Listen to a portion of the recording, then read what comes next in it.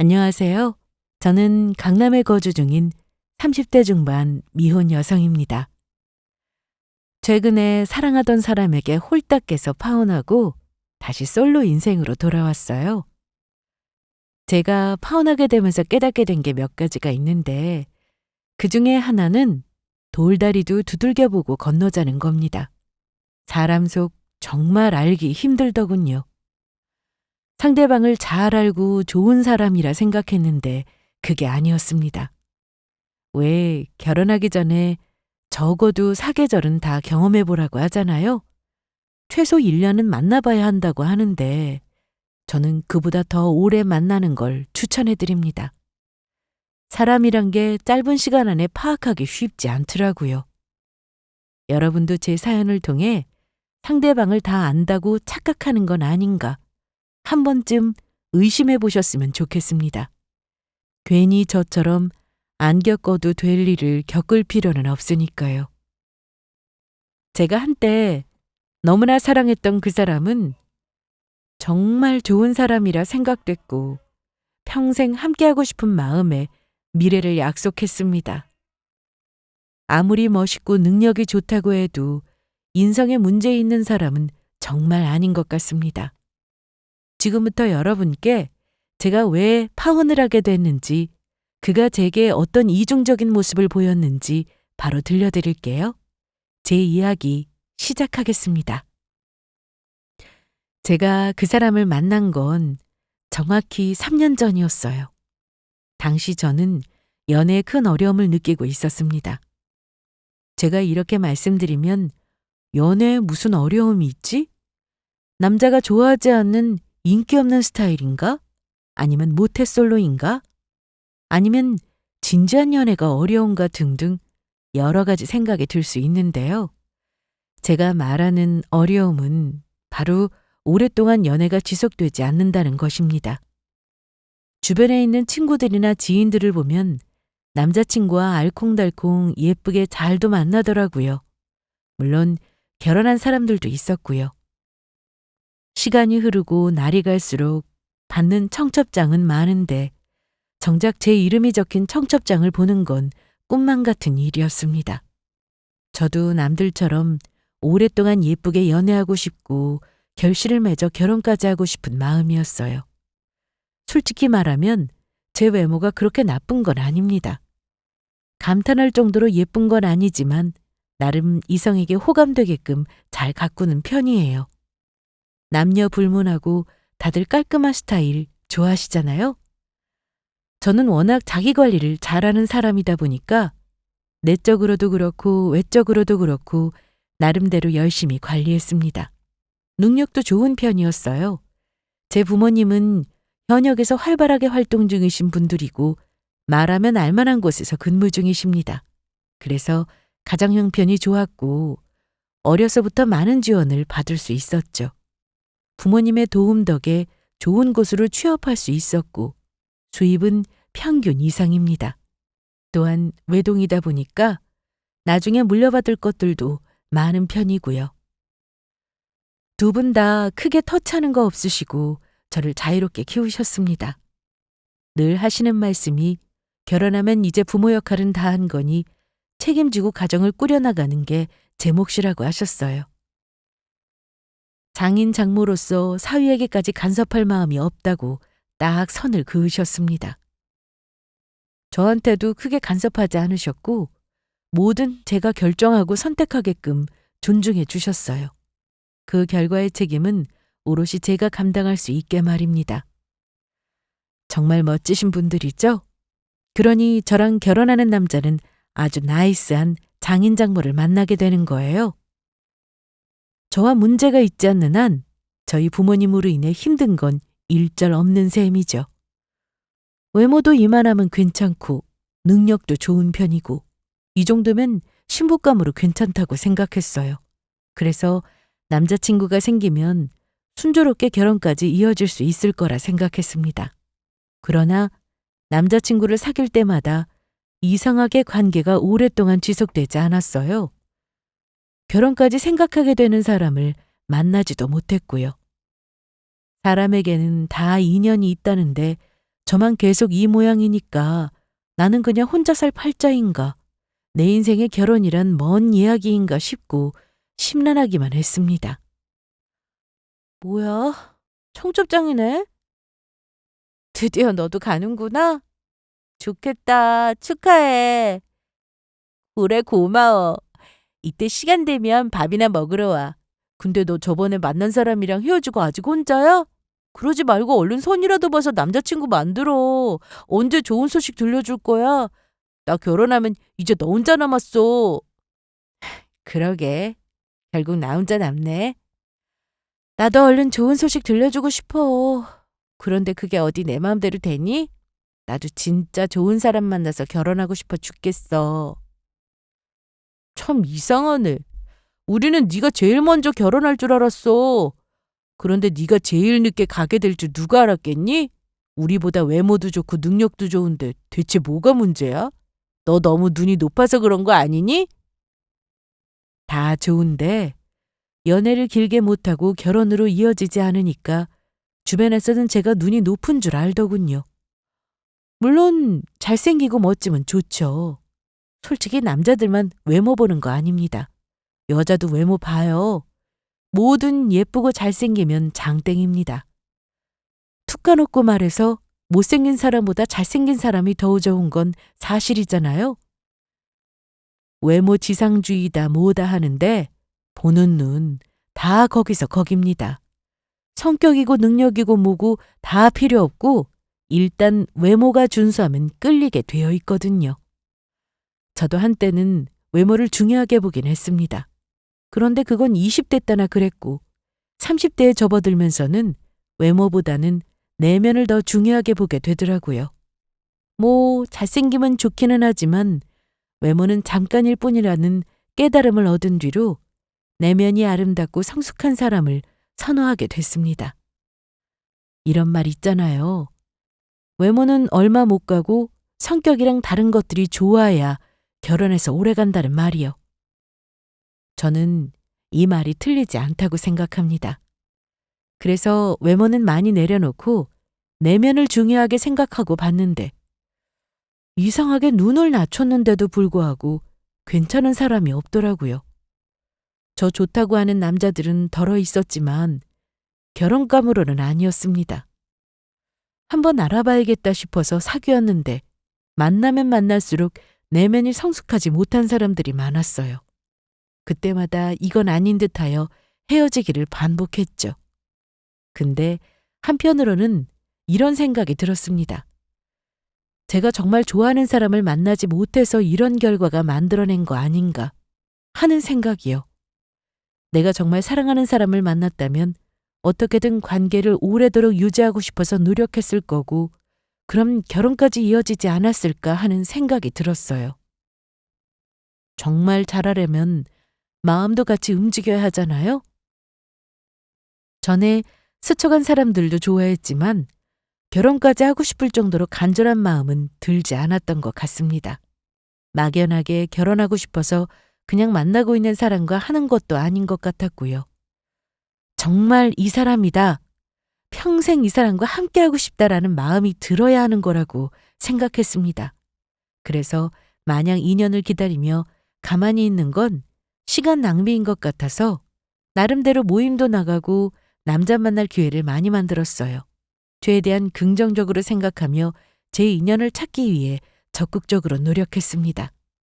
나는 결혼을 못하는 게 아니라 아직 좋은 인연을 만나지 못해서 그런 거다라고 생각하며 어딘가에 있는 제 사람을 만나기 위해 매일매일 저를 가꾸고 노력하며 기다렸습니다.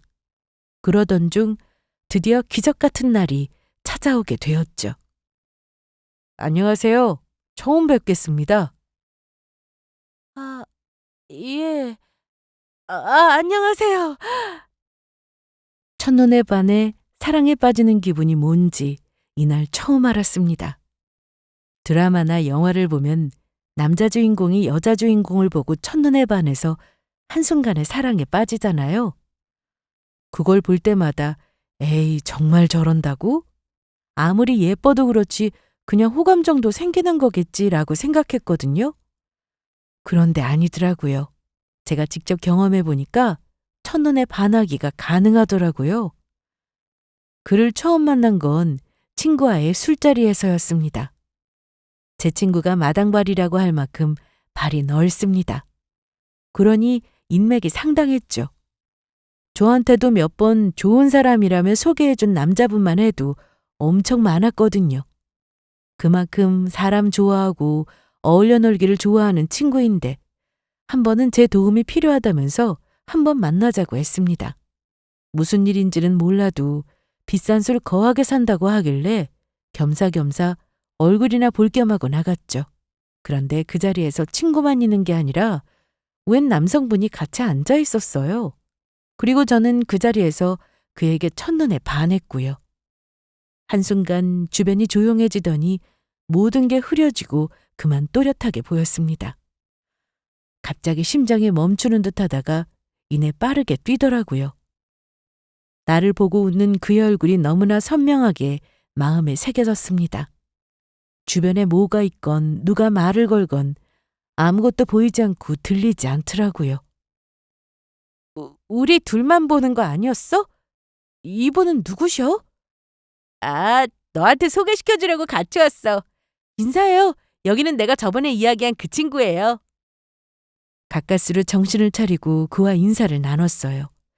이미 제 몸과 마음은 그에게 홀딱 넘어간 상태였지만 최대한 그걸 티내지 않으려고 노력했습니다. 그러나 그게 마음대로 안 되더라고요. 정말 이런 기분 처음이었어요.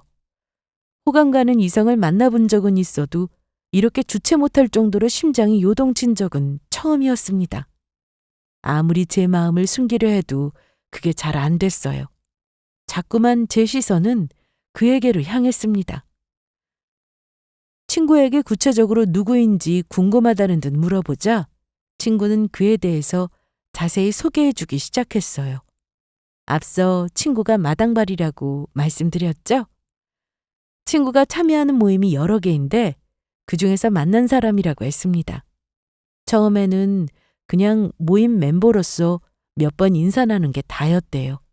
그러다가 한 번은 모임 사람들과 같이 술 한잔 하게 됐고 그때 그와 처음으로 많은 이야기를 나눴다고 했습니다.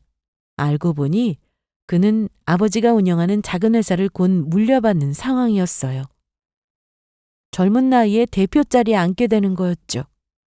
아무리 아버지께 물려받는다고 해도 그만한 능력이 되니까 물려받는 거 아니겠어요? 젊은 나이에 대표 자리에 앉기가 쉽지 않잖아요. 친구는 참 대단하다. 젊은 나이에 성공했다고 좋겠다면서 막 부러워하니까 그는 그만큼 책임감이 뒤따라서 힘든 부분이 있다며 고민을 털어놓았다고 하더군요. 그러면서 마침 일적으로 크게 고민되는 부분이 있어서 그걸 이야기를 나누다가 딱 제 생각이 났다고 했습니다. 제가 하고 있는 일이 그에게 큰 도움이 될 거라고 생각했대요. 그래서 일적으로 조언을 얻으며 도움받고자 겸사겸사 자리를 만든 거죠. 친구의 말을 듣고 남몰래 속으로 환호성을 질렀습니다. 일적이라면 자연스럽게 얽힐 수 있는 상황을 만들 수 있으니까 몇 번 만날 수는 있는 거잖아요. 들어보니 미혼의 여자친구 또한 없는 솔로라서 잘만 하면 우리 만나볼 수 있지 않을까 하는 기대감이 들었습니다. 그래서 저는 그에게 도움이 될지는 모르겠지만 도와드릴 일이 있다면 얼마든지 도와드리겠다고 했습니다. 그가 고민하는 부분을 이야기 나누며 술 한잔하는 시간을 가졌어요. 이때 제가 아는 부분을 다 이야기해도 되겠지만 그런 만남이 한 번으로 끝날까 봐 더 알아보고 다음에 다시 연락드린다며 번호를 교환했습니다. 그렇게 며칠 후 저는 그에게 먼저 연락했고 우리는 단둘이 만나 식사하며 일적인 이야기를 나누었어요. 최대한 그의 고민을 해결해주고 싶어서 도움이 될 만한 자료까지 찾아가며 알아봤습니다. 그러자 그는 이런 저의 노력을 느꼈는지 너무도 고마워하더군요. 와, 이 많은 걸 다 알아오신 거예요? 양이 꽤 많아서 힘드셨을 텐데 감사해서 어떡하죠? 괜히 제가 피곤하게 해드렸네요. 별 말씀을요. 고민하시는 게 남의 일 같지 않아서 마음이 갔어요. 아무래도 같은 계통의 일을 하고 있으니까 조금이라도 도움이 되지 않을까 싶어서 그냥 몇 군데 알아본 게 다예요. 부담 갖지 않으셔도 돼요. 부담이라기보다는 너무 감사해서 그냥 넘어가기 힘들 것 같은데요. 나중에 저도 도움될 일 있으면 꼭 도울게요. 뭐라도 좋으니까 편하게 말씀해 주세요. 어, 그럴까요? 그럼 이렇게 하죠. 저랑 딱 3번만 더 만나요. 네? 더도 말고 덜도 말고 딱 3번이요. 제가 몇 군데 더 알아볼 정보가 있어서요. 그것까지 전해드리면 해결하시는 데 도움이 될 것 같기도 하고 또 이렇게 몇 번 더 뵙고 싶어서요. 사실 처음 본 그날 첫눈에 반했거든요. 불편하시면 거절하셔도 됩니다. 많이 아쉽겠지만 이렇게 식사하는 걸로 만족할게요. 사실 그를 만나기 전 많이 고민했습니다. 어떻게 하면 내 마음을 담백하게 전하면 좋을까? 일적으로 만나는 건 아무래도 한계가 있으니까 다른 이유로 만남을 이어가야 하는데 그럼 고백만이 답이잖아요? 옛날이야 여자가 먼저 고백하는 게 부끄러울 수 있어도 그에게 홀딱 빠진 저는 부끄러움이고 뭐고 전혀 상관하지 않았습니다. 그래서 제 마음을 숨기지 않고 그대로 전하고 싶었어요. 그냥 말 안 하고 넘어가면 나중에 후회할 것 같았거든요. 좋은 사람 만나고 싶고 그런 간절한 마음이 있기 때문에 이것저것 재고 따지고 싶지 않았습니다. 최대한 그가 부담 느끼지 않을 정도로 제 마음을 전했고 만일 부담스러워한다면 그 자리에서 좋게 마무리하려고 했어요. 이렇게 첫눈에 반할 정도로 좋아해 본 게 처음이라 놓치면 많이 아쉽겠지만 전하지 않는 것보다야 나으니까 나름대로 용기 있게 이야기했습니다. 그러자 그가 그러자면서 저를 보며 따뜻하게 웃어주더군요. 그 모습에 순간적으로 얼이 빠졌습니다. 저는 부담 느끼고 거절할지도 모른다고 생각했거든요. 그런데 놀랍게도 그 역시 제게 호감을 느끼고 있다고 했습니다. 처음 본 그날 저와 이야기 나누면서 좋은 느낌을 많이 받았다고 했어요. 몇 번 더 만나면 단순한 호감인지 아닌지 알 수 있을 것 같아서 3번만 더 만나보자고 하더군요. 그 말에 또 속으로 연신 환호성을 질렀습니다.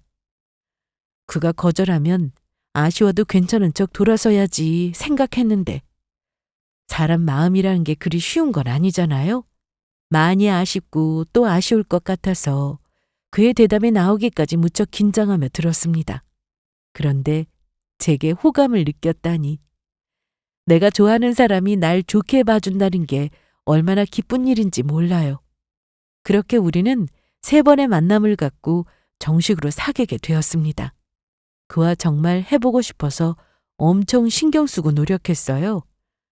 어떻게든 계속 제게 호감을 느낄 수 있도록 노력하면서 부담되지 않게 제 마음을 표현했습니다. 그 결과 그는 계속해서 저를 알아가고 싶다고 했고 우리는 그 즉시 사귀게 됐죠. 그와의 만남은 정말 행복하기만 했습니다. 매일 만나는 시간이 기다려졌고 주변에서 뭐 좋은 일 있냐 얼굴이 확 피었다며 보기 좋다고 말할 정도였어요. 그는 외면처럼 내면도 멋지고 고운 사람이었습니다. 남자친구의 부모님도 그렇고 남자친구도 그렇고 전부터 기부를 자주 하며 어려운 이웃을 위해 봉사를 많이 했어요. 그 모습을 보니 또다시 반하게 되더군요. 남자친구이기 이전에 사람으로서 딱 봤을 때 정말 멋진 사람이라는 걸 느낄 수 있었어요. 자기 일에 최선을 다하는 모습이 좋았고 또 당당하게 자부심 있는 모습 또한 멋있게 느껴졌습니다.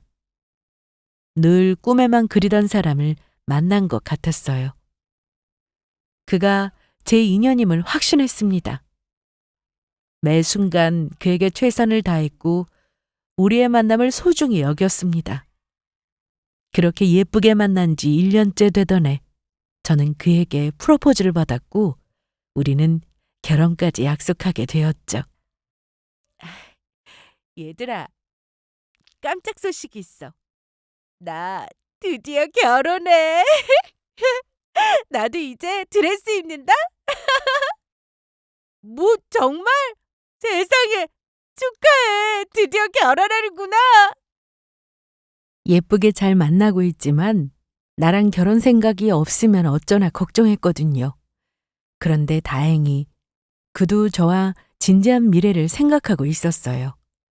우리는 행복한 미래를 꿈꾸며 결혼을 결심했고 양가 부모님께 서로를 소개하며 본격적인 결혼 준비에 들어갔습니다.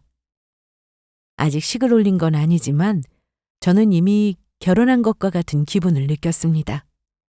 진정한 내 짝도 못 만나고 평생 혼자 외로워하다가 늙어 죽을까 봐 걱정했거든요. 그런데 드디어 내게도 이런 날이 오다니 정말 꿈만 같더군요. 늦게 만난 만큼 남들 못지않게 행복한 가정을 꾸리고 싶은 마음이었습니다. 그를 향한 제 마음 절대 안 변할 자신이 있었고요. 그런데 모든 일에는 변수가 따르기 마련인 것 같습니다. 저는 정말 그와 잘해보고 싶었는데 우리는 결국 파혼하고 말았어요. 글쎄, 제가 그 사람에게 깜빡 속았더라고요. 양쪽 부모님께 인사드린 뒤 결혼 준비에 돌입할 때만 해도 참 좋았습니다. 문제는 그 다음부터 일어났죠. 우리 둘의 문제가 아닌 바로 우리 아빠 일로 우리 사이는 멀어지게 되었어요. 저희 아빠는 원래 일반 회사를 다니셨는데 남자친구와 결혼 준비를 하던 중 다른 회사의 스카우트 제의를 받으셨어요. 이만한 연세에도 스카우트 제의를 받을 정도면 능력이 얼마나 좋으신지 아시겠죠? 심지어 그 회사는 이름만 대면 알만한 곳이었습니다. 또 직급도 꽤 높은 조건으로 스카우트 되셨어요. 바로 이사로 말입니다. 한때 남자친구가 제게 이런 말을 하더군요. 저희 부모님이 참 대단하다고요. 아까도 말씀드렸지만 부모님은 세월이 무색할 만큼 높으신 연세에도 활발하게 현역에서 활동 중이십니다. 남자친구는 그 부분을 정말 존경한다고 했어요. 본인도 일을 사랑하는 사람인지라 나중에 저희 부모님처럼 나이 들고 싶다고 했습니다. 그러면서 배울 점이 참 많다며 부모님께 깍듯이 대했죠. 그런데 아빠가 승진한 사실을 남자친구에게 말하지 못했어요. 왜냐면 그때 우리는 결혼 준비한다고 많이 바쁘기도 했고 남자친구 회사에 무슨 문제가 생긴 건지 얼굴 보기 힘들 정도로 엄청 바빴어요. 그렇다 보니 연락하는 것도 어려워서 이런저런 시시콜콜한 이야기를 나누지 못했죠. 하루는 남자친구가 힘든 일이 대충 마무리됐다면서 오랜만에 제 얼굴 보러 집 근처로 오겠다고 했습니다. 그래서 저는 이렇게 왔는데 겸사겸사 부모님 얼굴 보고 가라고 했죠. 남자친구는 부모님께 워낙 살갑게 잘하기도 했고 결혼 전에 사위로서 점수를 톡톡히 따고 싶다나 뭐라나 이런 이유들로 집에 종종 놀러 오곤 했는데 마침 아빠가 집에 계시니 얼굴 보고 가라고 했어요. 저희 아빠는 스카우트 되시고 나서 집에서 재택근무로 일을 전환하셨습니다. 이사로 승진하게 되니까 굳이 출근하지 않아도 집에서 서류 보고 결제해도 충분하셨어요. 중요한 일 있을 때만 회사에 출근하셨지만 거의 집에 계시는 시간이 많았습니다. 또 겸사겸사 다른 업무도 병행하셨고요. 그래서 저는 아무 생각 없이 집에 아빠가 있으니 얼굴 보고 가라고 말했어요. 그러자 남자친구는 왜 집에 계시냐고 물었습니다. 집에 계시다니? 지금 시간이면 직장에서 근무하실 시간 아닌가? 아, 우리 아빠 재택근무하셔. 기존 직장 그만두시고 다른 곳으로 옮기셨거든. 뭐? 재택근무? 아니, 일할 수 있는 게 제일 큰 복이라고 하시지 않았어? 갑자기 왜 재택근무를 하시는 거야? 아, 그럴 만한 일이 조금 있었어. 그건 들어가서 이야기해 줄게. 우리 아빠 이직하신 뒤부터 엄청 편하게 일하셔. 옆에서 보는 내가 다 부러울 지경이라니까? 나도 아빠처럼 집에서 편하게 재택근무하고 싶다니까. 자세한 이야기는 생략됐지만 그건 들어가서 차차 이야기하면 되니까 대충 아빠가 직장을 옮기셨고 그 후로 재택근무하신다고 했더니 남자친구는 깜짝 놀란 표정으로 저를 쳐다봤습니다. 보통 이렇게 말하면 아, 그렇구나 하고 넘어갈 텐데 남자친구의 반응은 일반적이지 않았어요. 이게 뭐 이렇게 깜짝 놀랄 일인가 싶더라고요. 그런데 그 후의 반응이 더 이상했습니다. 갑자기 회사에 급한 일이 생겼다면서 서둘러 가봐야겠다고 했어요. 이때부터 남자친구 표정이 뭔가 이상해지기 시작했습니다. 갑자기 확 변해서 어디 아픈가? 아니면 정말 무슨 큰일이라도 있는 건가 걱정이 되더라고요. 분명 집 근처로 올 때만 해도 오랜만에 저녁 먹으며 즐거운 시간 보내자고 했는데 그런 사람이 갑자기 바쁜 일이 생겼다고 하니까 뭐 때문에 저러는 거지? 이상하기만 했어요. 아무래도 제가 모르는 일이 생기는 것 같아서 더 이야기 나누고 싶었는데 남자친구는 더 이상 말할 틈도 주지 않고 황급히 자리를 떠나버렸습니다. 늘 다정하게 웃던 남자친구의 표정이 싸늘하게 굳어 있었어요. 제가 그렇게 눈치 없는 사람은 아닙니다. 분명 내가 모르는 뭔가가 있다는 확신이 들었죠.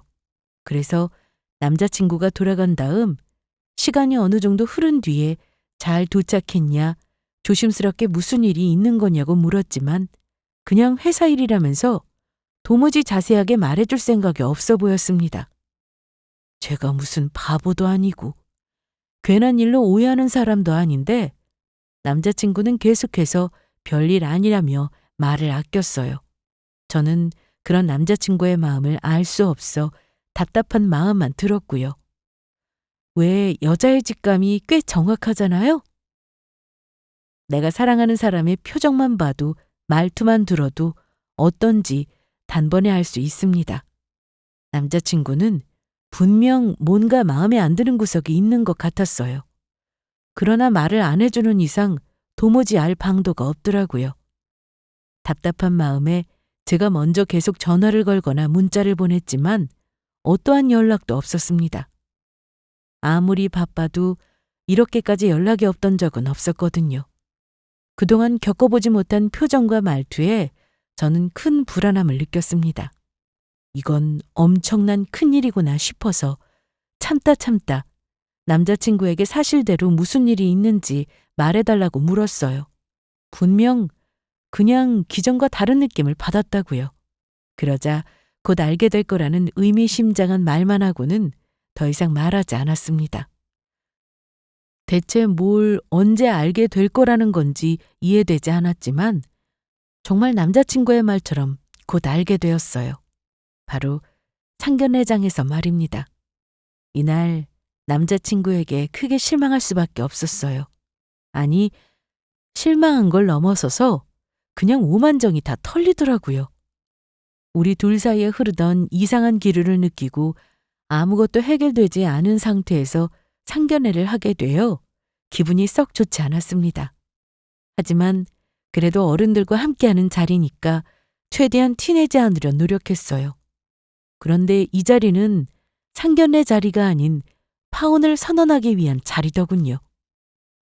저희 부모님은 결혼에 관한 이야기를 하셨는데 남자친구 부모님은 잠자코 듣기만 하더니 이내 무거운 입을 열고 돌연 파혼을 선언했습니다. 이 결혼 그만 없던 일로 하십시다. 예? 아니, 갑자기 그게 무슨 말씀이신지. 아버님, 갑자기 왜 이러세요? 없던 일로 하자니요? 생각지도 못한 파혼 선언. 당황스러워서 이게 무슨 말이냐고 남자친구를 쳐다봤어요. 그런데 남자친구의 표정은 조금의 동요도 없었습니다. 그때 알았죠. 이미 저랑 파혼할 생각으로 왔다는 것을요. 자신의 아버지가 파혼을 이야기할 걸 알고 있는 표정이었으니까요. 그래서 저는 갑자기 밑도 끝도 없이 왜 파혼하자는 거냐면서 남자친구에게 물었습니다. 그러자 남자친구가 제게 이렇게 말했어요. 우리 아빠가 창피해서 싫다고 말입니다. 난 네 아빠가 싫어. 너무 창피하고 부끄러워. 그게 무슨 소리야? 이해되게 설명해. 갑자기 우리 아빠가 왜 창피하다는 건데? 그걸 정말 몰라서 물어? 네 아빠 일 그만두고 집에서 놀고 있잖아. 말이 재택근무지 그냥 잘린 거 아니야? 뭐?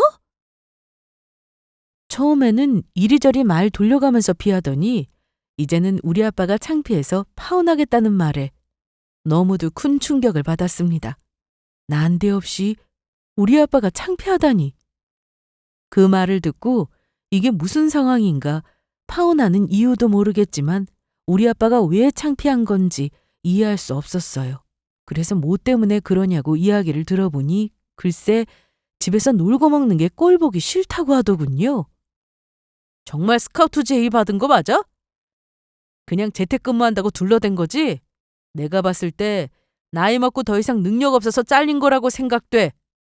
그게 아닌 거라면 회사에 별 도움도 안 되고 걸리적거리기만 하니까 그냥 눈에서 안 보이게 치워야겠다 싶어서 이런 거 아니냐고. 뭐 회사가 다 그런 건 아니지만 곧 회사를 물려받을 내 입장에서는 그게 맞는 것 같아서 별로 능력 없다 싶으면 집에서 근무하는 걸로 돌리고 월급 줄이는 걸로. 저번에 네가 우스갯소리로 집에서 노는 아빠가 부럽다. 자기도 그렇게 일주일만 쉬고 싶다고 이야기하는데 진짜 싫더라. 나는 말이야. 나이 먹고 집에서 노는 부모 정말 극혐해. 왠 줄 알아? 나이 먹고 자식한테 기댈 게 뻔히 보이기 때문이야. 사회에 아무런 도움도 못 되고 자식한테 기대서 연명하는 거. 나이 든 게 벼슬도 아니고 자식도 결혼하는데 조금이라도 도움되지는 못할 망정. 이제 그만 은퇴해도 되지 않냐고 생각하고 본격적으로 놀고 먹으려는 태도가 정말 싫다고. 결국은 우리들이 책임져야 하는 거잖아. 나는 오히려 내가 장인장모 덕 보는 줄 알았다고. 그런데 이게 뭐야? 덕은 고사하고 오히려 내가 책임지고 가야 하는 꼴이잖아. 그 말이 진심이야? 네 눈에는 우리 아빠가 그런 사람으로 보였니? 남자친구의 말을 듣고 진짜 머리를 세게 한 대 맞은 기분이었습니다. 어떻게 저런 식으로 말할 수 있나 어이가 없었어요. 무슨 일 때문인지는 몰라도 우리 아빠 때문에 그런 생각을 가지고 있는 줄은 전혀 예상도 못했습니다. 제대로 알지도 못하면서 말 함부로 하는 것도 문제지만 우리 아빠가 앞에 버젓이 앉아 있는데 표정 하나 안 변하고 저런 말을 할 수 있나 소름 끼치더라고요. 재택근무한다는 말을 이런 식으로 이해할 줄이야. 내가 알던 사람이 맞나 현실을 부정하고 싶은 마음이었어요. 제가 알던 남자친구는 이런 사람이 아니었습니다. 어떻게 우리 아버지를 자식한테 기대어 사는 기생충으로 만드는지 믿을 수 없는 노릇이었어요. 실망이 이만저만 아니었습니다. 남자친구가 그러더군요. 본인은 한 회사를 이끄는 대표니까 돈 잘 버는 사위덕 보려고 회사 그만둔 거 아니냐고 말입니다. 그래요. 사람이 잘 모르면 오해할 수 있어요. 그런데 아무리 오해를 한다고 해도 이런 생각을 할 수 있는 건가 싶었습니다. 아무리 그래도 이런 식으로 표현할 필요는 없잖아요. 그동안 몰랐던 남자친구의 두 얼굴을 마주하는 기분이었습니다. 내가 첫눈에 반해 사랑을 키워왔는데 그게 한순간 송두리째 사라지는 듯 했어요.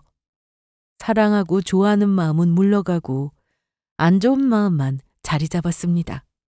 그를 볼 때마다 들었던 마음이 아닌 그 전과 다른 마음이 생겼어요. 이날 남자친구에게 큰 충격을 받은 탓에 우리의 미래는 위태로워졌습니다. 그가 파혼을 선언해서가 아닌 이제 제가 싫었어요. 그냥 예전에 느꼈던 마음을 계속 이어갈 수 있을까 한순간에 자신이 없어지더라고요. 평생 함께하고 싶었고 죽는 그날까지 이 사람만 사랑하고 싶었어요. 그런데 우리 아빠를 이상한 사람으로 만드는 것도 모자라서 그런 표현을 했어야 했나. 인성에 문제 있는 사람이라는 걸 처음 알게 됐죠. 그동안은 워낙 사랑하는 마음이 커서 이 사람의 실체를 가리고 있었던 걸까 혼란스러웠습니다. 진짜 뭐에 크게 맞은 듯한 표정으로 남자친구를 쳐다볼 뿐이었어요. 그러나 옆에 있던 남자친구의 아빠란 사람은 멈추지 않고 저와 부모님께 계속해서 모욕적인 말을 내뱉었습니다. 상견례 자리에서 이런 말 듣게 되니 당황스러우실 거 압니다. 하지만 아무리 그래도 이런 집안과 사돈을 맺는 건 아니다 싶어 이렇게 파혼을 말씀드리게 되었네요.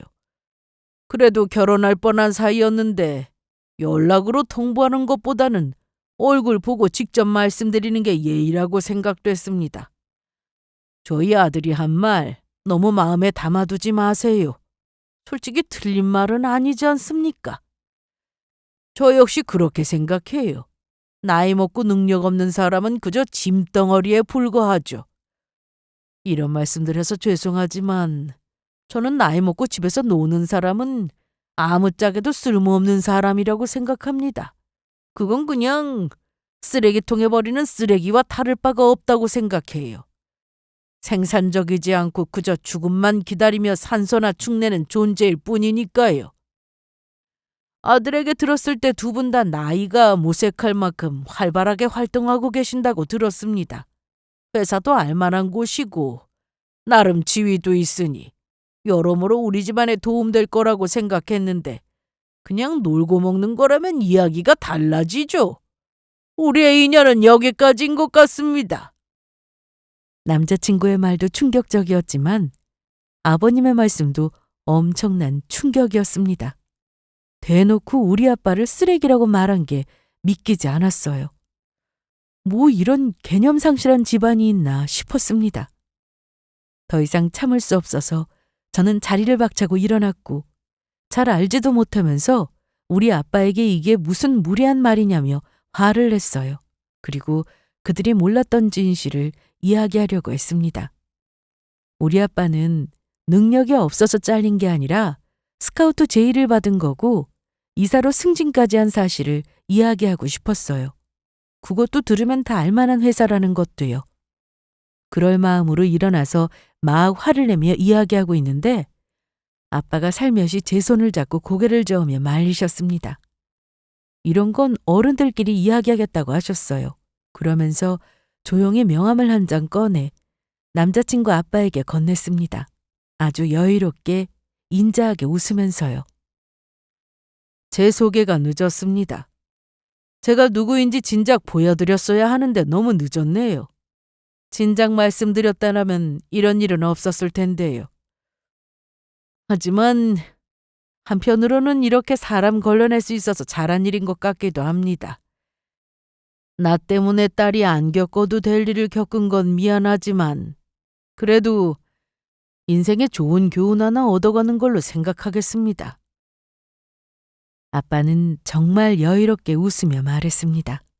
그러자 남자친구의 아빠라는 사람은 대수롭지 않게 명함을 받아들었고 대충 살펴보다가 이내 두 눈을 동그랗게 뜨고 손으로 눈을 비비더니 다시 아빠의 명함을 살펴봤어요.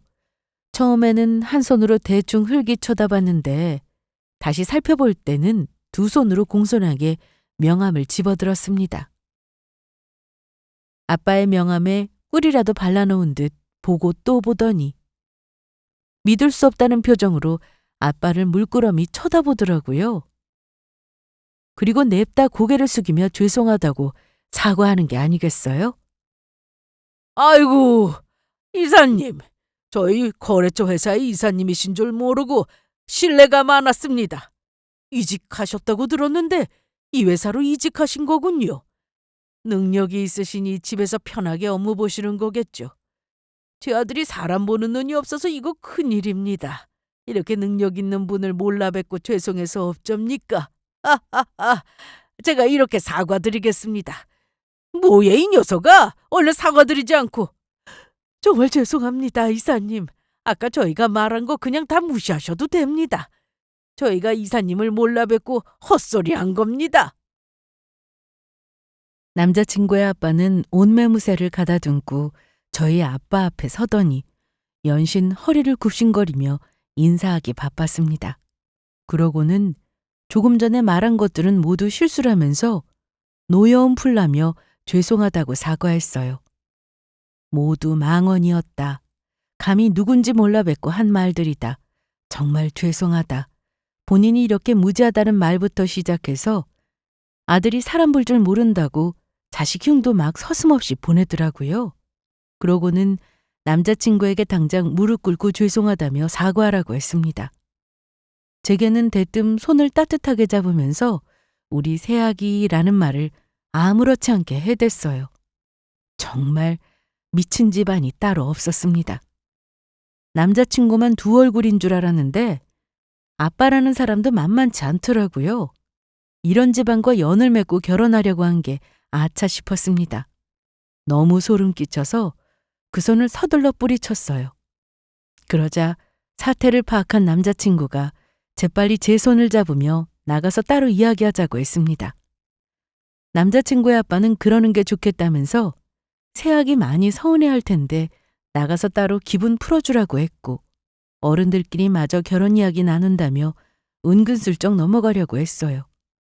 우리 아빠가 창피하다. 나이 먹고 자식한테 기대는 기생충이라고 말하던 남자친구의 표정을 잊을 수가 없었습니다. 이제서야 따뜻하게 미소 지으며 미안하다고 제 기분을 풀어주려고 하는 걸 보는데 역겨워서 상종조차 하기 싫더라고요. 그래서 남자친구의 손 역시 거칠게 뿌리쳤습니다. 그러자 남자친구는 화 많이 났냐면서 고개를 숙이며 죄인처럼 물상을 짓더니 이내 제 앞에 무릎을 꿇고 사과하기 시작했습니다. 본인이 서운하게 말한 것들 전부 사과한다. 잘 모르고 떠든 헛소리들이다. 본인이라도 많이 서운해할 거다. 몰라서 일어난 일이라고 생각하고 지금이라도 다시 바로잡으면 안 되겠냐고 사정했어요. 그러면서 저를 사랑하는 마음이 커서 더 모진 말로 이별을 고한 거라며 되지도 않은 말까지 해댔습니다. 진짜 뭐 이런 미친놈이 다 있지? 소름이 확 끼쳐서 그대로 뺨 한 대 쳐버렸어요.